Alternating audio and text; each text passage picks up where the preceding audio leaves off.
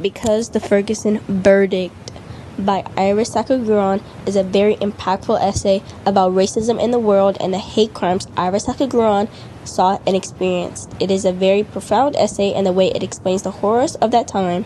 This piece really inspired me to take something I think needs to be talked about and turn it into a piece I'm very proud of, and it all starts with because. Because men make the rules. Because men are the hard workers. Because men have needs. We as women were sculpted to bend to their will. Because men should not be held accountable.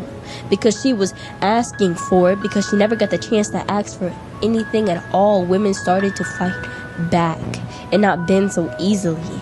Because rape and molestation became more common than holding the door open. Because we as women can feel each other's pain. Because we as women can hear each other's silent cries in a way that no one else can. Because men make the rules. Women adapted to hate public transport. Because women weren't allowed to work, and even now aren't paid the same. Because I can feel every woman that was blamed as she reaches her hands through my body, my soul, and guide me and every other girl that becomes a target.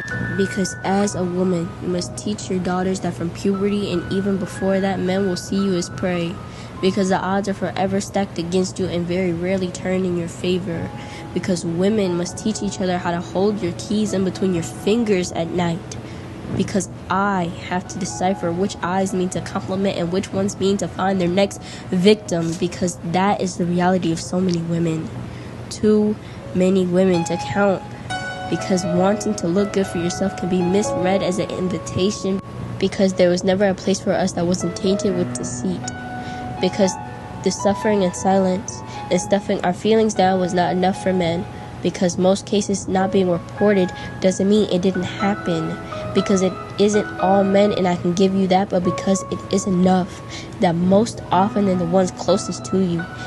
Because there's not a way to truly know anything. So many women become scared of all the shadows men could be hiding in. Because I fear the dark and what could come out of it. Because.